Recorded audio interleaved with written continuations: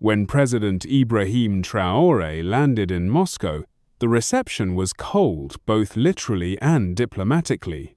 Cameras flashed, handshakes exchanged, but beneath the surface was a wave of silent skepticism. Traoré, the young military leader from Burkina Faso, had arrived not just to talk politics, but to test boundaries. In a closed-door briefing at a Russian airbase, surrounded by top brass and a cautious President Putin, Traoré made an unexpected request. "I want to fly the Sukhoi 35. The room stiffened. Chuckles followed. One Russian general leaned over and whispered, "He's joking, right?" Even Putin offered a smirk. To them, this was theater, symbolic gesture from a West African president. The Sukhoi 35 wasn't a toy. It was one of the deadliest fighter jets in the world.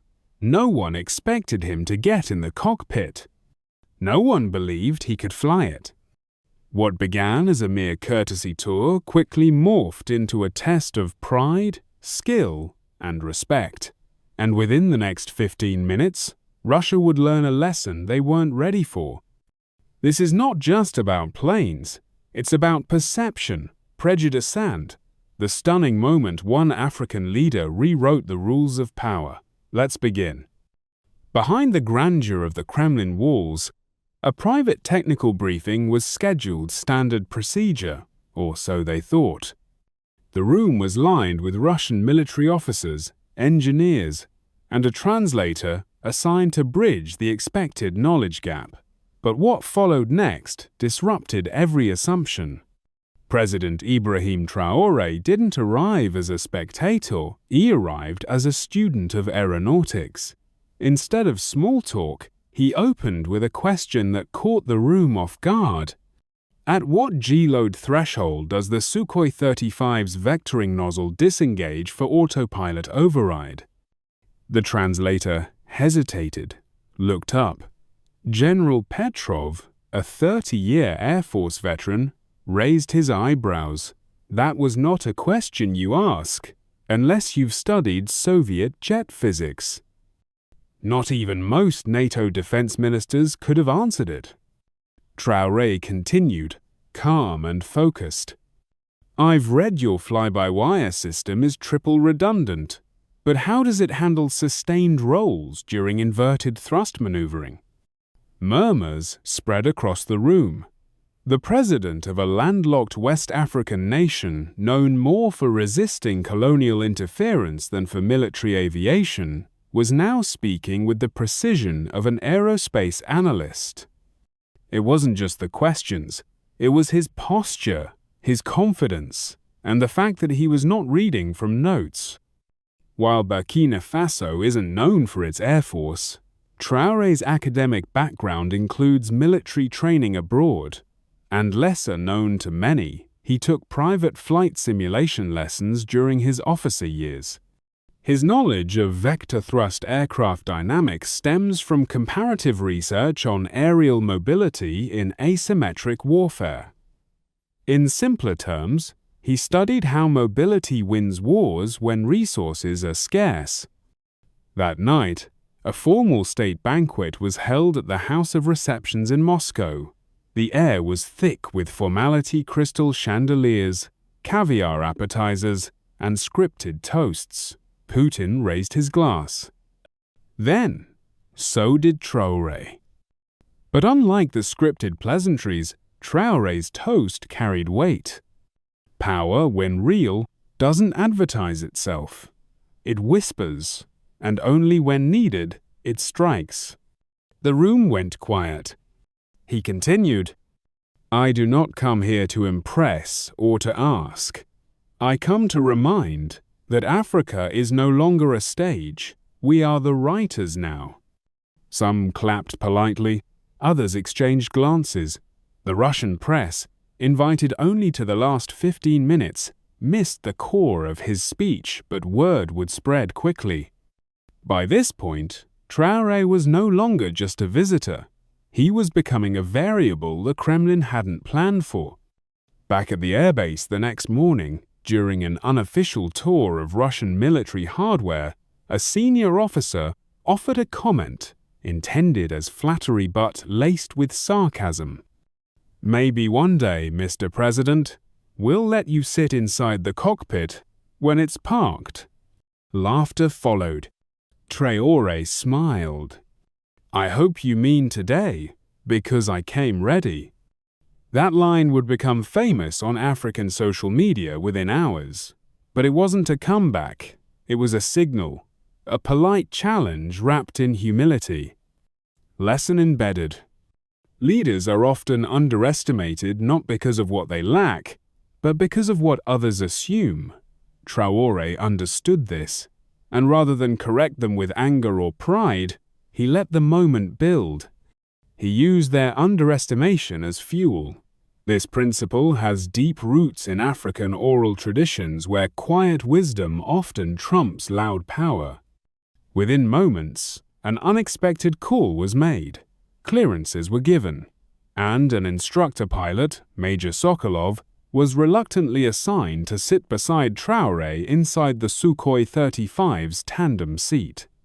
No one knew what would happen next, but 15 minutes later, silence would fall not just over the runway, but across Moscow itself. Stay with us. The next chapter is airborne. The Kremlin's Golden Hall was still echoing with laughter when the tension silently shifted. At first, President Putin's tone had been polite, even respectful. But when Traore requested to fly the Sukhoi 35 not observe, not sit in the cockpit, but fly the room turned skeptical. Putin leaned forward, half smiling, and said, "Perhaps a simulator would be more appropriate, Mr. President. We wouldn't want you to return home in pieces." The joke drew nervous laughter. The Russian press recorded nothing. It was off camera. But the condescension was clear, and so was the undertone. "You don't belong here." Traore didn't flinch. He simply replied, calm and unwavering, "I didn't come to Moscow to be told what I can't do." The room froze. One of Russia's senior air generals, General Borodin, sensing an opportunity to embarrass this bold African leader, leaned in and suggested with a theatrical gesture, "Then let him fly. Let him prove what he cannot." It wasn't a gesture of hospitality, it was a setup. This moment reflected a psychological tool often used in diplomacy, the invitation to fail. You give your counterpart the exact thing they want, but only because you're certain they'll fall short. It's a calculated risk designed to publicly humble, to assert superiority without firing a shot. But what they didn't calculate was that Traore knew this game. He had seen it before during negotiations with foreign investors, with military advisors who underestimated Burkina Faso, and with institutions that thought Africa's leaders could be lured, intimidated, or shamed. He accepted the challenge not out of arrogance, but with the awareness that this was a defining moment not just for himself, but for every underestimated nation watching silently from the sidelines. He turned toward Putin and said, "Let's stop performing. Give me the flight plan." The Russians stared, unsure if this was bravado or madness. But in military strategy, there's a concept called the threshold of unpredictability. Once crossed, your enemy stops calculating, because the rules they play by no longer apply. Traore had just crossed that threshold. He wasn't in Moscow as a guest anymore. He was the variable. Another lesson hidden here. Leadership is not just about titles or rank, it's about timing, clarity, and courage under pressure. When cornered by doubt, most people retreat. Great leaders, they lean in. Putin, now realizing the attention Traore was commanding even among his own generals, nodded. "Then let's see," he said. "Let the skies decide." No more laughter. No more doubt. A silence spread through the room, not of defeat, but of anticipation. Because now, what was supposed to be a controlled diplomatic visit had just become an open-air trial of dignity, courage, and knowledge. Traoré didn't smile. He didn't celebrate. He simply turned and walked toward the runway. His words, whispered to his aide as they exited the hall, would later be quoted on every African news channel. This is not about flying a plane. It's about flying the flag of a continent long grounded. The challenge had been issued. The trap had been reversed. And Russia was watching. Stay tuned, because next takes the cockpit. The next morning, at a secured Russian military airfield just outside Moscow, the winter sky was steel gray. A Sukhoi Su-35 sat silently on the tarmasits, twin engines cold, its paint shimmering with a fresh coat of frost. Around it, a carefully selected group of Russian military officials, defense attachés, and foreign observers gathered in quiet disbelief. President Ibrahim Traoré had arrived, not as a head of state, but as a pilot. He walked toward the aircraft wearing a standard-issue Russian flight suit, noticeably a size too large. To the untrained eye, it looked like an error. But to those who understand psychological warfare, it was a classic move, under-promise to over-deliver. His slightly baggy suit was a visual statement. I didn't come here to impress you with my appearance. I came here to show you something real. In aviation and military psychology, subtle cues like posture, pace, or even uniform adjustments are used to manipulate perception. Traoré's loose-fitting gear downplayed expectations, subconsciously disarming his doubters.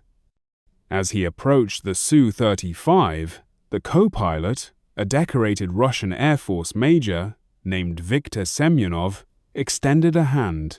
Traoré shook it firmly. No translator was needed. The language now would be performance. Moments later, Traoré climbed into the cockpit. No fumbling, no hesitation. He strapped in and began his pre-flight check. To the shock of technicians watching nearby, he ignored the printed checklist handed to him, only designed for ceremonial guests, and went straight for the master systems panel. Hydraulics, nominal. Engine temperature, green. Avionics, aligned. Autopilot, disabled. The Sukhoi's twin AL-41 F-1S engines roared to life under his command, the ground trembling as turbines spun at 14,000 revolutions per minute. Semyonov looked at him, puzzled. "You've flown a fourth-gen fighter before?" Traoré replied, without turning his gaze from the HUD. "I've trained on MiG-29S in my youth. This isn't memory, it's instinct." Now, let's pause. The Sukhoi 35 isn't just any jet. It's a fourth ++ generation multi-role fighter capable of reaching Mach 2.25, equipped with thrust vectoring engines and one of the most sophisticated radar arrays in the world. It's not designed for beginners. Every system inside it is built for performance under pressure and requires years of combat training to master. But as the engines screamed and the aircraft taxied toward the runway, the Russian officials began to exchange uneasy glances. What they had expected was ceremony symbolism. What they were witnessing was competence. A competence they hadn't calculated for. Back in the control tower, General Borodin turned to Putin and whispered, "Sir, he skipped our manual. He went straight to the core systems." Putin, arms folded, watched silently. The same man who had once mocked this visit as a PR stunt was now facing the uncomfortable truth that Traoré might actually fly. As the Sukhoi turned onto the main runway, ground crew gave the signal. Traore gave the throttle a smooth push. Afterburners lit instantly. Flames erupted from the dual nozzles, and the jet leapt forward with raw, explosive force. But in those first moments, it wasn't speed that stunned the audience. It was control. His takeoff was textbook. Clean angle, smooth lift, no stutters, no oscillation. A climb-out rate of 60 feet per second, perfectly aligned with standard Russian air combat doctrine. In high-performance aircraft, takeoff is often where most civilian or honorary pilots fail. They either overcorrect, oversteer, or panic under G-force. But Traore handled the stick with precision indicative not of just training, but of intuition earned from field-level knowledge of machinery and motion. The jet climbed past 5,000 feet in less than 40 seconds. Inside the cockpit, co-pilot Semyonov was no longer skeptical.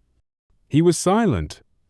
Because now, the president of a small West African nation was doing what most of his European counterparts wouldn't dare attempt, not even in a simulator. He had taken command of one of the world's most elite combat aircraft. And so far, he hadn't made a single mistake. Back on the ground, the silence was louder than any applause. Russian technicians were frozen in place. Reporters, banned from filming, scribbled furiously into notebooks.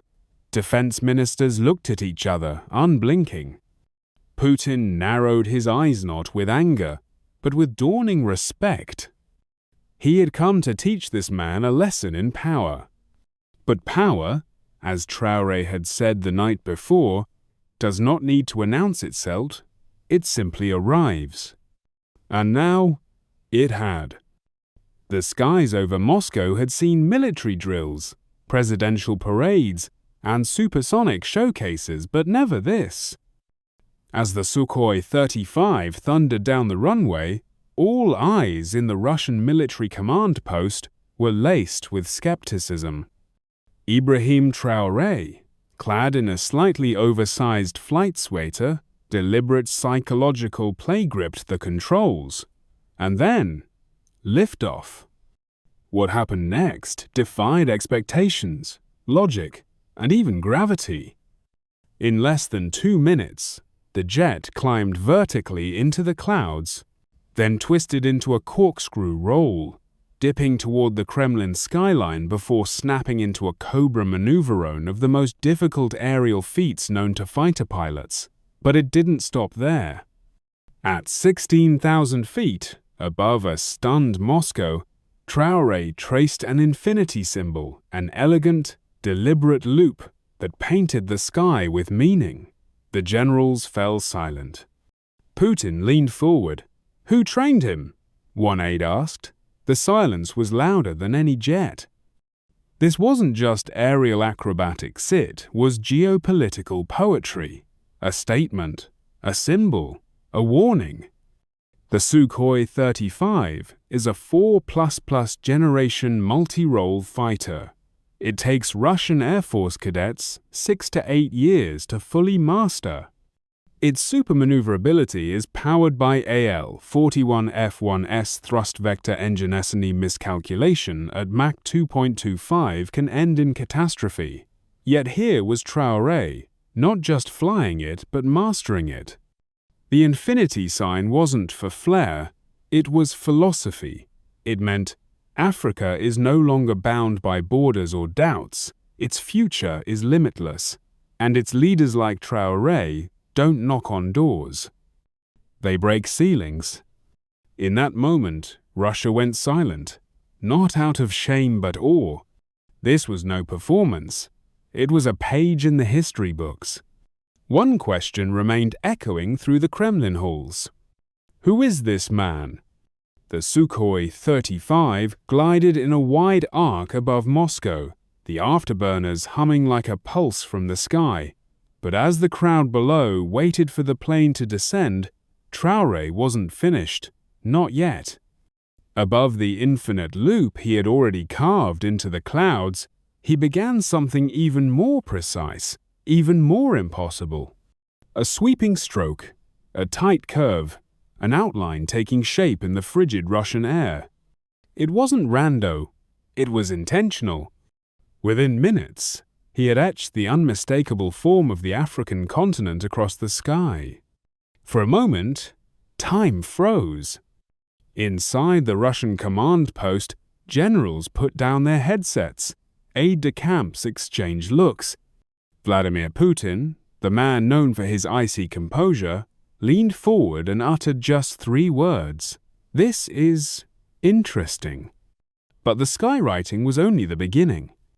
Once on the ground, still wearing his oversized flight suit and a calm expression, Ibrahim Traoré was invited to a closed-door briefing with Russian commanders. There, for the first time, he spoke about how he had come to master the impossible. Not in an air academy, not in a NATO simulator, but in fields and garages across West Africa. "I started with wooden gliders when I was 14, he shared, copied from old French blueprints. I built my first propeller engine from discarded motorcycle parts. When I was 22, I flew my first functional model over Ouagadougou. Later, while training with Algerian air units, he studied MiG-29 systems. In China, during a diplomatic exchange, he gained access to a J-10 twin-seat simulator. But his real skill? Self-discipline.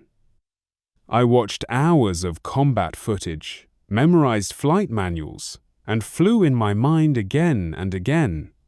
True mastery isn't about institutions. It's about obsession with improvement. Traoré had no elite training. He built his talent with resourcefulness, persistence, and purpose. He didn't wait to be taught the taught himself. What the Russians saw that day wasn't just a military demonstration, it was the awakening of a new African confidence, one that doesn't ask for permission to be excellent, one that doesn't measure its worth by Western diplomas or Eastern validations. By drawing Africa in the skies of Moscow, Traoré wasn't boasting, was reminding the world, Africa is not a question mark on the map. It's a signature in the clouds. And in that moment, Putin stopped seeing him as the young captain from Burkina Faso. He saw a peer, a leader, a storm dressed in silence. The Sukhoi 35 roared over the skies of Moscow, but what stunned the Russian Air Command wasn't the jet's power, it was the man in the cockpit. Captain Ibrahim Traoré, president of Burkina Faso, had taken off not just into the air, but into history. From the moment his wheels lifted off the tarmac, every movement defied expectation. In less than 2 minutes, he climbed into a vertical ascent, nosedived, rolled, twisted, and then, as if orchestrating a ballet, traced an elegant infinity symbol with vapor trails across the Russian sky.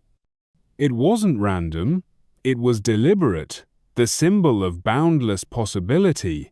And then, against all logic, he pulled higher and began sketching the unmistakable outline of Africa over Moscow. The radar room fell silent.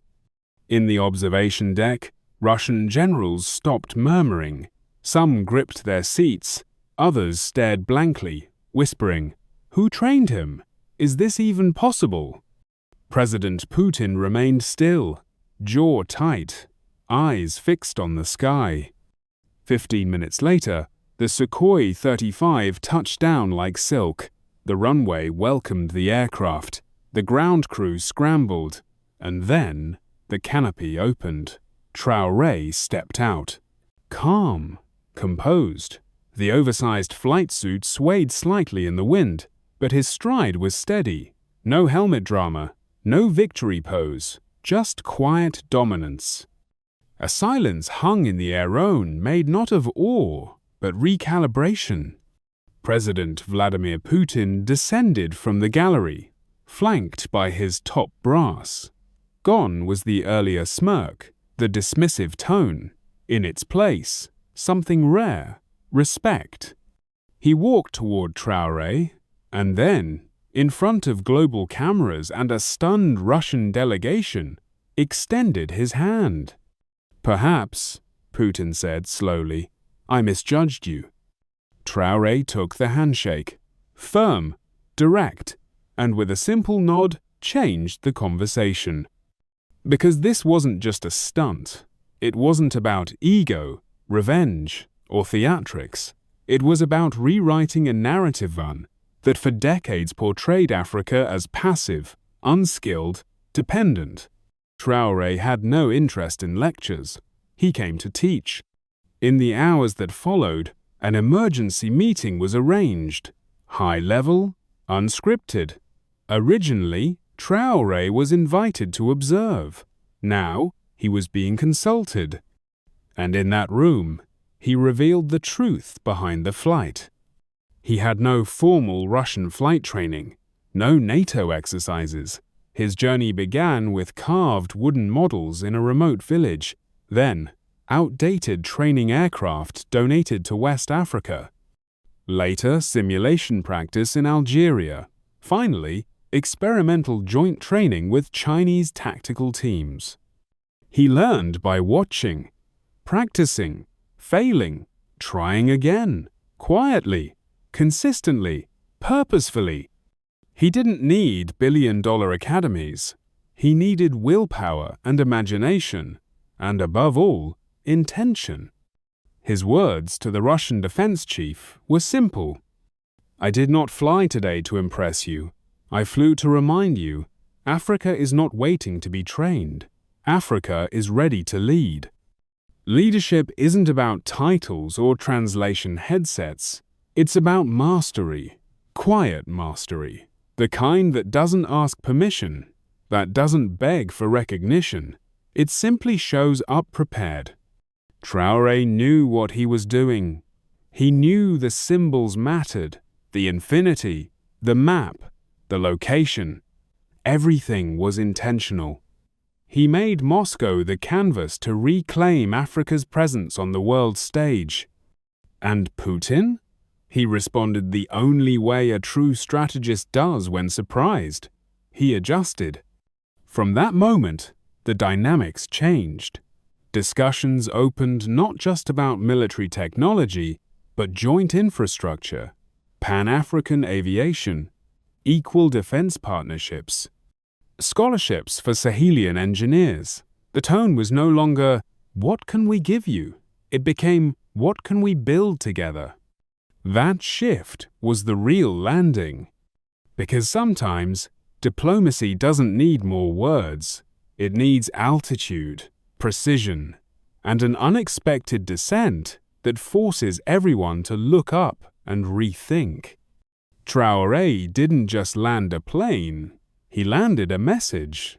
Loud, clear, unforgettable. And for a fleeting moment, the sky above Moscow belonged to a pilot from Burkina Faso. The jet hadn't even cooled when something changed. The same Russian officials who had smirked now stood stunned, their eyes wide, their pride swallowed. Putin approached Traore with the cold calculation of a superpower, but with the weight of a man who had just witnessed history shift beneath his feet. "Perhaps I misjudged you," Putin said quietly, extending a hand nod as a show, but in respect. Moments later, they entered a meeting room that hadn't been scheduled. The agenda had changed. So had the power dynamic. For the next 3 hours, the discussion that unfolded inside the Kremlin shattered precedent. It wasn't a lecture. It wasn't a demand. It was a negotiation of equals. Traore sat upright, calm but firm, as Russian ministers laid out potential areas of cooperation: military hardware, mining contracts, agricultural investment, power grid development, educational exchanges. But Traore interrupted. "Before we move forward," he said, "let us be clear. Burkina Faso is not for sale.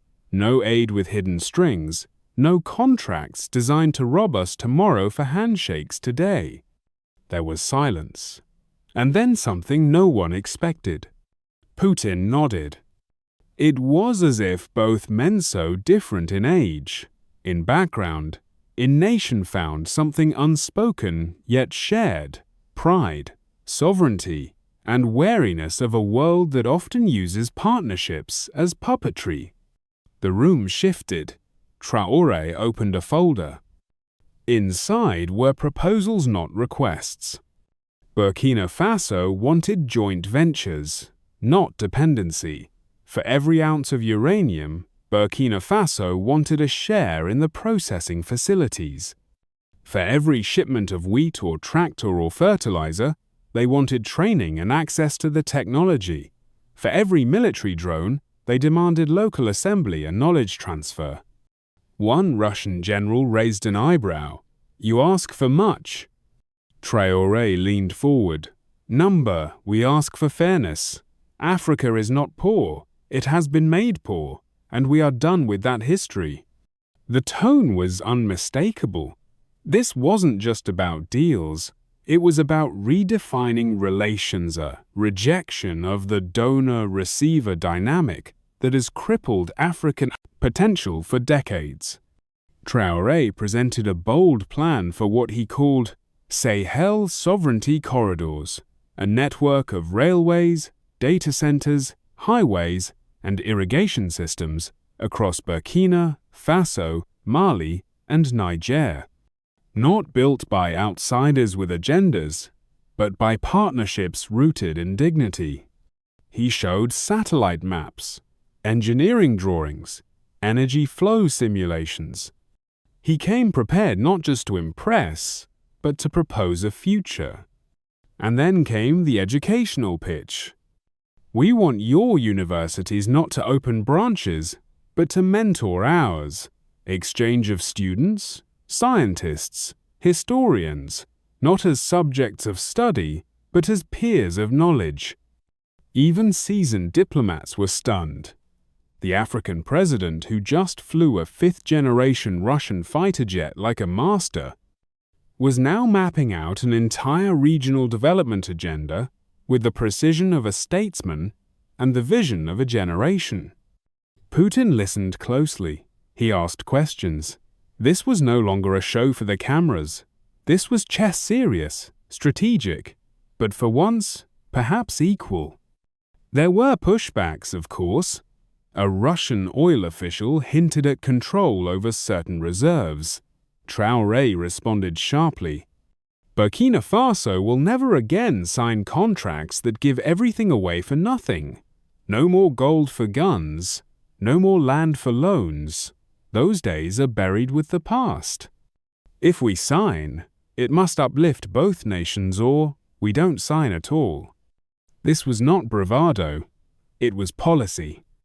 An African policy. For the first time in decades, a sub-Saharan leader was negotiating not from a position of need, but of strength, skill, and the moral high ground. And perhaps even more revolutionary, he was doing it in Moscow. From military respect to diplomatic tables, Traore was reshaping what it meant to lead in the 21st century. He wasn't seeking validation, he was demanding value. And Russia, fresh from surprise, was now carefully listening. By the end of the session, no final agreement had been signed, but something more important had been the terms of engagement. Putin concluded with a line that made headlines across both continents. "Mr. President, Burkina Faso may be small in size, but today it stands tall in spirit. Let this be the beginning not of business as usual, but of a different kind of future." Outside the Kremlin, the world's cameras waited. They had expected photo ops. What they got instead was a realignment. This was no longer about an African pilot impressing a global power. This was about Africa telling the world, "We don't want your pity, we want partnership, and we come prepared." Because true diplomacy begins when you're no longer afraid to say no and powerful enough to mean it. The flight had ended, but the story had just begun. Within hours of Ibrahim Traoré's breathtaking maneuvers above Moscow, drawing the symbol of infinity and etching the African continent into the sky-grainy footage from mobile phones, security cameras, and satellite feeds began to surface. First in private WhatsApp groups among aviation enthusiasts, then on Russian blogs, and finally, with viral speed, across TikTok, YouTube, and international newsrooms. The caption was short, but enough to spark a firestorm. African president stuns Russia in a Sukhoi 35. CNN replayed the clip under the headline, "Unexpected Diplomacy in the Skies." France 24 called it the loop that redefined power. In West Africa, however, the language was different. In Ouagadougou, Dakar, Bamako, Lagos people didn't just see a maneuver, they saw a message. Because what Traoré had done in 15 minutes wasn't just acrobatic, it was political, it was spiritual. It was a statement carved into clouds. Africa is not a spectator. Africa flies. Universities from Oxford to Cape Town hosted urgent roundtable discussions. Who trained him? One aviation scholar asked. No one teaches Sukhoi 35 to civilian presidents. But the truth had already been revealed. He was self-taught. Wood models as a boy. Broken machines salvaged and studied in secret. Flying MiGs in Algeria. Practicing Chinese J-10S during strategic visits to Beijing. And now, mastering one of the world's most elite jets on Russian soil without blinking. The shock wasn't just in the flight, it was in the implications. Because for the first time, the world saw a head of state from the global south who didn't come to beg, he came to perform. He came to negotiate not from a position of poverty, but from proof of capacity. Analysts rushed to decode the symbolism. The figure-8 infinity sign represented continuity, resilience, eternal struggle and eternal hope. The map of Africa, drawn with precision mid-air, was no accident. It was a direct reply to centuries of ridicule, colonization, and marginalization. A continent once deemed dark had just lit up the sky over Moscow. Educational institutions seized the moment. In Accra, a professor of post-colonial studies rewrote her syllabus overnight to include the Sukhoi Statement. In Johannesburg, students printed the flight path and hung it beside images of Mandela, Lumumba, and Sankara. In Burkina Faso, schools paused class to analyze the physics behind Traoré's loopsand, the philosophy behind his courage. And in Moscow, silence gave way to reflection. The Russian Ministry of Foreign Affairs retracted earlier dismissive statements and began re-evaluating African partnerships. Not because they suddenly believed in altruisms, but because they had just witnessed what self-respect, discipline, and geopolitical leverage looked like in a single sortie. Meanwhile, the infinity symbol became more than a viral clip. It became a brand, a badge, a curriculum. African designers embroidered it into jackets. Musicians sampled the roaring sound of the Sukhoi engines into songs of liberation. A Nigerian poet wrote, he wrote Africa in the wind, and history read it loud. And all the while, Traoré remained silent. He gave no interviews, no press statements, just a single image released by the Burkina Faso State Office, him standing in his flight suit, helmet under arm, eyes calm. Caption: We fly not to impress, We fly to remind. This silence was strategic, because the goal was never ego, it was awakening. And awaken it did. Across Latin America, indigenous communities saw in Traore a kindred spirit. Bolivian youth organizations reposted the video with subtitles, El que no tiene miedo, cambia el rumbo. In Asia, students at Tsinghua University shared admiration for his refusal to follow scripts. In Turkey, scholars hailed his defiance as a reminder that diplomacy must evolve beyond paperwork and protocol. But the deepest tremors, undeniably, ran through Africa itself. Suddenly, debates shifted. What does sovereignty really mean? Is it about GDP, or is it about dignity? Why do so many African leaders travel first class but arrive with empty hands? Why do they accept conditions on aid while ignoring their own engineers, pilots, and mines? Traore's flight became a mirror, and for some, it was uncomfortable. But for millions, it was the permission they had been waiting for. Not to fly planes, but to fly their own dreams. A teacher in Uganda wrote to her students, "You don't need to be invited to lead. Sometimes you just fly." A girl in Côte d'Ivoire told a journalist, "I want to be a pilot now. If he can fly, I can too." In the corridors of think tanks and defense ministries, the conversation had changed. Not about Traore's talent, but about his intent. He hadn't shown off to show up Russia. He had shown what's possible when Africa stops asking for seats and starts building cockpits. Educationally, this is a masterclass in subversion, in using soft power through hard skills, in transforming mockery into movement, in taking what was meant to humiliate and turning it into heritage. Even Putin, when later asked about the event, said with a smirk, "We expected politics. We witnessed performance. It was unexpected." Behind closed doors, his tone had changed. Because respect in geopolitics is never given, it is demonstrated. The symbolism of Traore's Sukhoi moment will echo for years, but its true legacy lies in the mindset it awakens.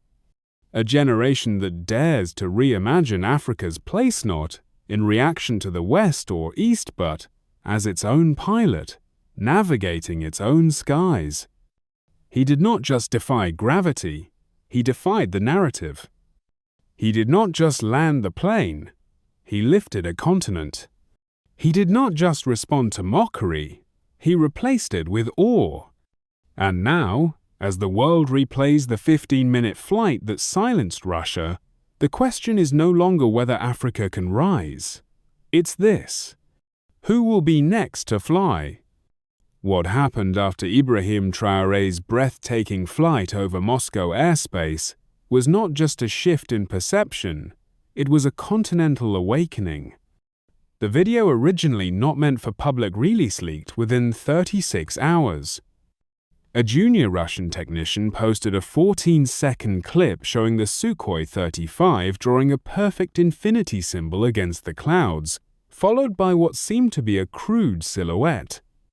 But when satellite overlays confirmed the outline was Africa spanning from the Maghreb to Cape Town, the world gasped. The footage went viral in over 72 countries within 3 days. News channels in Africa broke standard programming to air exclusive panels. CNN, Al Jazeera, and France 24 called it a new era in African diplomacy. Social media exploded. The hashtag #SkyIsNotTheLimit trended for 10 consecutive days. University students in Dakar, Nairobi, and Accra debated, was this a military stunt or a metaphysical declaration of self-worth? In reality, it was both. And more than that, it was symbolic disruption. For decades, Africa had been viewed through lenses of dependence, instability, or raw extraction. Suddenly, the image of a young African president outmaneuvering elite Russian pilots and reshaping the sky into in international relations, there's a concept called soft power shock, a sudden, symbolic act that reconfigures how nations are perceived. Traoré's flight became one such moment. He didn't negotiate with words, he negotiated with presence, precision, and vision literally. IMF and World Bank briefings changed tone. Within 10 days, internal memos from the World Bank and IMF leaked. Acknowledging the optics challenge post-Moscow, both institutions instructed African teams to re-evaluate language in loan negotiations. Partnership replaced program. Respect for sovereignty replaced structural reform. Burkina Faso, previously seen as a high-risk zone, was now seen as a testbed for indigenous models. Corporate retreat and recalibration. At least 11 mining conglomerates, including Anglo Gold and Barrick, paused negotiations with West African nations. An inside source from Rio Tinto admitted in a closed forum, "We underestimated what Traoré represents to the people. It's no longer just about royalties, it's about trust." The African Mining Roundtable in Abidjan postponed its annual conference citing strategic recalibration. Academic curricula shifted. In Lagos, Kinshasa, and Cape Town, professors revised aviation, physics, and political science curricula. The Traoré maneuveries, that's what it's now called, became a case study. In Burkina Faso, teachers in rural provinces used recycled chalkboards to sketch jet trajectories. Primary school children started building gliders from corn husks. The Ministry of Education launched Le Ciel est à nous, The Sky is Ours, a national competition to encourage youth in aerospace learning. Before this event, fewer than 5% of Burkina-based students had ever seen a real aircraft up close. Within 4 months after the flight, over 200 local aviation clubs were registered, some in villages with no electricity. Teachers in Dori and Gawa began using solar-powered tablets to stream 3D simulations of the flight. But the ripple didn't stop at classrooms. In rural innovation labs, young people in Bobo Dioulasso repurposed motorcycle engines to power wooden drones. In Uwahiguya, a teenage girl named Fatimata built a working flight joystick from discarded radios and rubber bands. When asked who inspired her, she said, "President Traoré, he proved we are not too poor to fly." China and Iran proposed joint satellite projects with Burkina Faso within 6 weeks. The African Union announced a space education fund. And for the first time, African air traffic control discussions included Burkina Faso as a key participant, not a silent observer. Graffiti artists across African capitals began drawing the infinity symbol with wings. In Lusaka, a mural of Traoré with Sukhoi exhausts trailing Africa's shape was unveiled in the city square. Ghanaian poet Ama Mensah wrote, "Not with speeches, but with sky trails. Per HE rewrote how we rise." And in South Africa, musicians mixed real jet sounds into Afrobeats tracks, calling it sonic sovereignty. All of this from a man who, weeks earlier, was laughed at for wearing a slightly oversized flight suit. Inspiration isn't just about role models, it's about visibility. For many Africans, Traoré wasn't just flying a plane. He was flying over centuries of condescension, colonial hangovers, and institutional ceilings. His message? We don't need permission to soar. By week 6, even the West had to respond. A delegation from France requested a closed-door session with Burkina Faso's Ministry of Foreign Affairs offering civilian aviation scholarships and aerospace exchanges. For the first time, they didn't bring conditions. And so the question remains not just who Traore is, but what he unlocked. A continent doesn't move with force alone, it moves when it sees itself differently. He gave them that mirror in the sky. He drew infinity and from it, a new beginning. 5 years had passed. The skies over Africa were no longer silent. In a press conference held at the International Space Station Command Center in Dubai, the world watched in awe as a young woman with deep brown skin and eyes full of fire stood before a sea of flags and journalists. Her name? Aissata Zongo. Age? 28. Occupation? Aerospace engineer turned astronaut. Nationality? Burkina Faso. And today she would be the first Burkinabe citizen in space. When a reporter from France too asked, "Who inspired you?" she smiled. Calmly, with a voice as steady as the rocket she would soon board, she reached into her pocket and held up a small pin and infinity symbol woven into a map of Africa. Her answer? "My president taught me that the sky was never the limit, it was just the beginning." That president was Ibrahim Traoré. And in that moment, the full arc of his legacy unfolded like a contrail across time. Before Traoré's symbolic Sukhoi 35 flight over Moscow, Burkina Faso had no recorded entries in the fields of aerospace or advanced aviation science. According to the World Education Metrics, WEM, only 0.7% of Burkinabe students pursued studies in STEM fields beyond secondary school. 5 years later, that number had risen to 7.3%. That may seem small, but in national transformation, that's a revolution. After the Moscow moment, Burkina Faso's government launched the Infinity Initiative, a 10-year national program investing in aerospace education, engineering labs, and international STEM scholarships. Over 14,000 students received technical training in drone mechanics, aviation design, and orbital physics. Burkina Faso's first national flight simulator center was opened in Koudougou. Girls received priority access to STEM LABSA, deliberate reversal of historical exclusion. Aissata Zongo had been one of them. Born in a modest farming village outside Ouagadougou, she built her first model glider at age 13 using plastic bottles and corn husks. Her teacher, inspired by Traoré's legacy, submitted her project to the national Sky is Ours competition.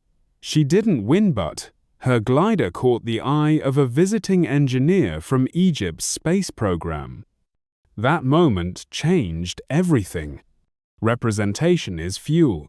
When young minds see someone who looks like them, who speaks their language, walks their streets, and dreams their dreams rise above ceilings once considered permanent, they too begin to believe.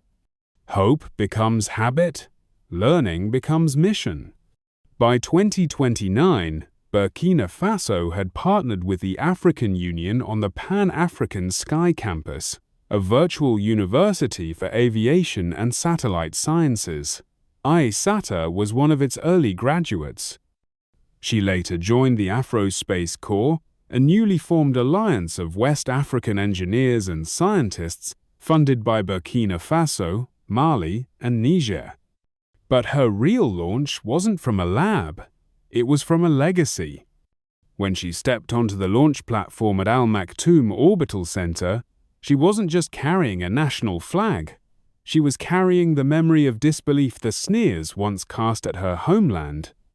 She was carrying the vision of a man who had once been mocked for wearing an oversized flight suit and ended up redrawing history with vapor trails. Inside the spacecraft's cabin, Just before takeoff, cameras caught her final gesture. She touched her flight helmet, looked out the window, and whispered, "To Captain Traore."